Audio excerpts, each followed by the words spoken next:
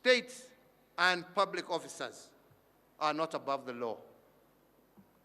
Our constitutional order is a jealous one. It demands that state and public officers serve no other master but it. A teacher in the public service cannot have one foot in the classroom and the other in parliament. One cannot serve as a legislator at the national or county level while at the same time practicing law, whether or not for gain. In the same way, judges and magistrates cease completely any legal practice while in office.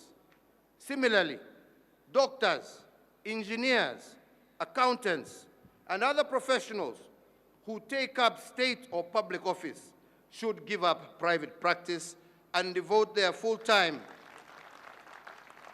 energies and focus on public duties. Mtu halazimishwi kufanya hii kazi, lakini ukiamua kuifanya, lazima uifanye kwa njia ya haki.